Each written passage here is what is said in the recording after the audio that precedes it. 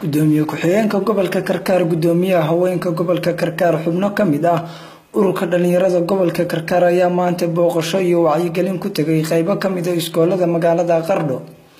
iyagoo ka wacyigeliyay arrimo badan ay kamid tahay xagjirnimo in ay al-shabaab maskaxdooda ka xadaan isla markaana ay ka dhigaan ciidamo al-shabaab ah golaha dugsiga sare ee Sheekh Cusmaan Secondary School ayaa maamulka gobolka Karkaar ku soo dhaweeyay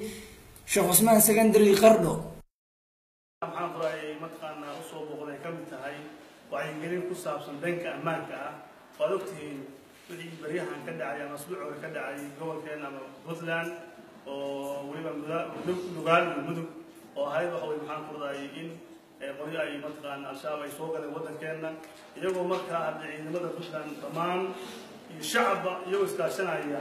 ay arinta ka hortageen si fiican hawsha matqaana cid walba ay uga qayb qaadatay inaga laftigeena bulshada wax ka mid nahay Puntland ka mid nahay waliba dhalinyarada wax baranaysa waxaan u baahanahay marka in arinta laftigeeda aynu qayb ka qaadan gudoomiye ku-xigeenka gobolka Karkaar Axmed Jaamac Maxamuud Afbacle ayaa ugu horreyn la hadlay ardayda isagoo sheegay in ay ilaaliyaan amnigooda iyo kan magaalada iskana ilaaliyaan dadka xagjirka ah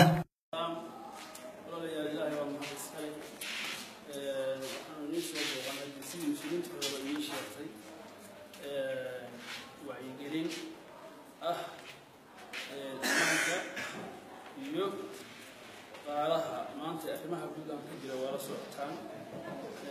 Puntland waxyaalo badan baa soo wajahay waxaan marka aad iyo aad dhalinyarada iyo bulshada iyo ardayda aan ku boorinaynaa inay ka qayb qaataan iyo isku tashiga Puntland kaliya waxaan rabnaa arday inaan isku tashano oo insha Allah billahi kariim aan ka wada qayb qaadano horumarka gobolka iyo isku tashiga gudoomiyaha haweenka gobolka Karkaar ayaa iyaduna sheegtay in ay ardaydu ka qayb qaataan sanduuqa difaaca ciidanka dawladda Puntland marka waxa la idin rabaa gudiyada in aan dhaqaalihi qaybtiina qaataan sida ceeldaha uga qayb qaataan sida wixii yimaado uga qayb qaataan madaxweyne ku-xigeenka dawladda Puntland عمل أكبر الله بريان يصدوق دقالها أو حلقة كباقي ينسج ويدور رئيسي وحن دمانت إنها إنه تاجرة ونهاي نبضة يمن ماذا بطلان إنه نقطة مقدسة الصوماليين إنه نقطة مقدسة إنه نبضة إنه وضع إراشنا جيل كان يفعل إذا استفرصت له يفعل إذا استوى إذن كوكلاته إنه نقنقان كي مجرو كله ما يهبابي أن أنا على نقول هو يين بالبر كنا حق إن الشهر دوت الوقفته عشان يتوجه كان يسمح يتوجه كله وحن كفر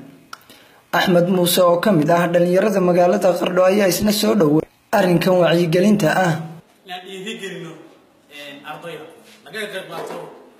barnaamijyada ka socda Puntland ciidanka geesiyiinta ay dawladda Puntland waxa ogsoontiin ciidanku markuu halka ka baxayay ama wiilka halkan intuuna dhiman ka hor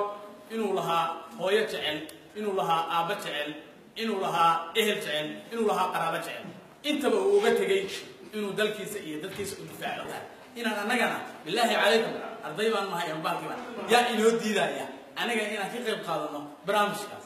qaybo kamid ah ardayda wax ka barata dugsiyada sare ee magaalada Qardho ayaa sheegay in ay ka qayb qaadan doonaan wax walba oo lagu horumarinayo amniga Puntland wax walba oo cadaawad ku wada insha Allah taala laga tashado aniguna wax leeyahay waxa muhiim ah qof walba oo Puntland u dhashay ama arday ha ahaado maamul ha ahaado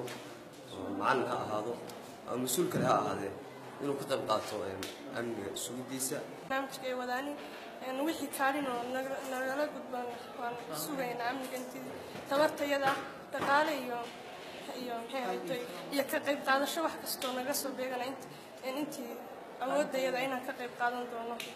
dhanka kale gudoomiyaha haweenka gobolka Karkaar iyo gudoomiyaha haweenka degmada Qardho ayaa sheegay in ay bilaabeen sanduuqa horumarinta ciidanka dawladda Puntland ayna shacabka reer Karkaar ka qayb qaataan horumarka amniga iyagoo sheegtay in sanduuqan cid kasta oo Qardho degan ay u siman yihiin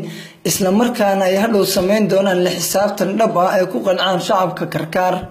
waa Maxamuud Yuusuf Caamir oo in kala hadlaya TV-ga caalamiga Somali News Qardho.